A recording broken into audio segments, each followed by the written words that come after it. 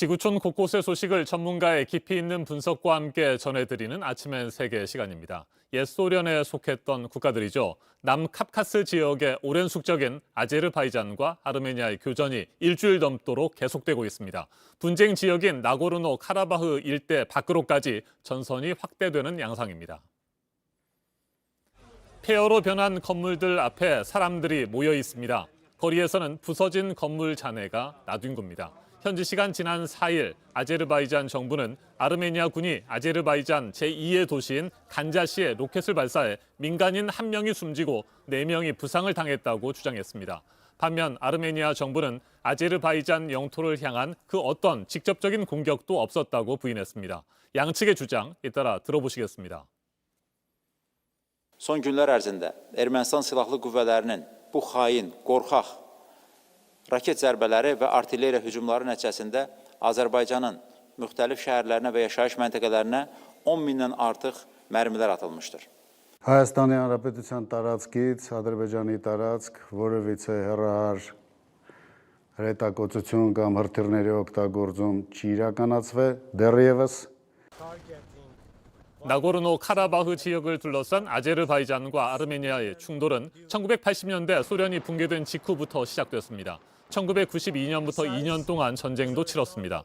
현재 나고르노 카라바흐 지역은 공식적으로는 아제르바이잔 영토지만 아르메니아가 시료 지배하면서 계속해서 산발적으로 교전이 이어지고 있습니다. 양측의 교전이 계속되면서 주변국들의 개입 가능성도 커지고 있습니다. 아제르바이잔의 동맹국인 터키는 공식적으로 아제르바이잔 지지 성명을 내놓습니다. 아르메니아와 가까운 러시아는 아직까지 어느 쪽 편도 들지 않고 있는데 일각에서는 개입을 예상하고 있습니다. 나고르노 카라바흐 문제를 해결하기 위한 민스크 그룹의 공동의장국인 미국과 프랑스, 러시아는 아제르바이잔과 아르메니아 교전이 격화되는 것을 막기 위해서 일단 한 목소리를 내고 있습니다.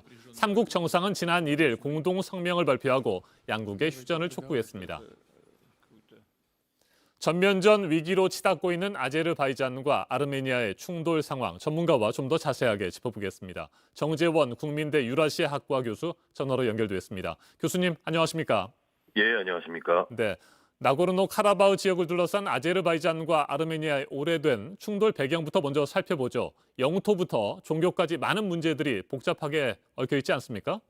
예, 그렇습니다. 현재 그 아르차르 공화국으로 불리는 이 나고르노 카라바흐 지역은요, 과거부터 이제 첨예한 대립이 벌어지고 있는 지역입니다. 일단 첫째, 투르크계 이슬람계 민족인 아제르바이잔인들과 기독교계 아르메니아인들 간의 충돌이 있는 지역이고요. 제일 중요한 거는 이 지역이 아제르바이잔에 속하지만 주민의 95% 이상이 아르메니아인 관계로 이 아제르바이잔으로부터 독립 혹은 아르메니아로의 합병을 주장하며 전쟁을 겪었던 있는 그런 경험이 있는 분쟁 지역입니다. 네.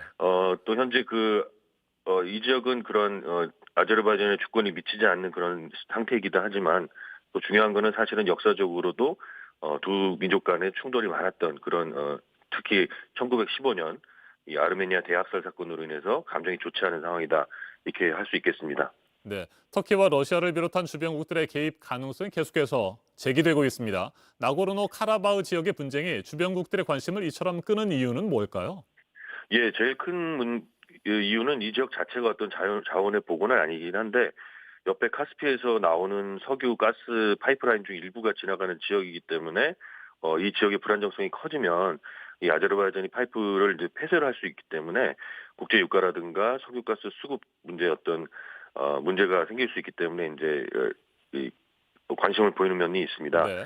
그러나 이 외에도 이 지역의 이제 중동과 코카서스 지역으로의 영향력 확대를 노리는 이 터키의 어떤 전략 변화 그리고 이에 대응하는 러시아 또 이둘 간의 세력 경쟁을 어떻게 이용해서 이제 이익을 극대화할까 생각하는 서구와 이란 등의 어떤 관심이 크기 때문이라도 할 수 있겠습니다. 네, 분쟁 지역 밖으로까지 교전이 확산되면서 전면전 위기로 치닫고 있습니다. 아제르바이잔과 아르메니아의 충돌, 앞으로 어떻게 전개될까요? 예, 현재 터키는 이미 형제국인 아제르바이잔으로 하여금 벌써부터 이 지역을 되찾자는 선동을 좀 해오고 있었고요. 또 아르메니아는 거꾸로 그동안 금기시되었던 이 아르차르 공화국의 아르메니아 합병을 공론화한 바 있어서 분명히 충돌은 예상됐었습니다. 근데 이제 문제는 잘 안 알려져 있는데 터키의 적대적인 어떤 그 쿠르드인들을 그동안에 아르메니아가 지원을 좀 했었고 현재 전투원에 쿠르드인이 있다는 혐의를 좀 받고 있고요. 반대로 아제르바이잔은 이 터키의 직접적 지원 외에도 시리아, 리비아 등지로부터 이 테러리스트를 동원하고 있다는 혐의를 지금 공식적으로 받고 있습니다. 네. 그래서 이 사태가 단순히 이 두 민족과 어떤 국가들 간의 전쟁으로 끝나지 않고 기존의 중동에서의 분쟁이 확장될 수 있다는 위기감이 있다 보니까 제가 봤을 때는 터키와 러시아뿐만 아니라 많은 나라들이 적극적으로 중재를 해서 일단은 다시 현상 유지로는 복귀할 거로 보입니다. 알겠습니다. 정재원 국민대 유라시아학과 교수였습니다. 30년 가까이 극심한 갈등과 교전이 계속되고 있는 나고르노 카라바흐 지역. 아제르바이잔과 아르메니아 양국이 전면전도 불사하겠다고 선언한 데다 주변국들의 이해관계까지 얽히면서 오랜 기간 이어져온 총성을 멈출 방법은 찾기가 쉽지 않습니다. 지금까지 아침엔 세계였습니다.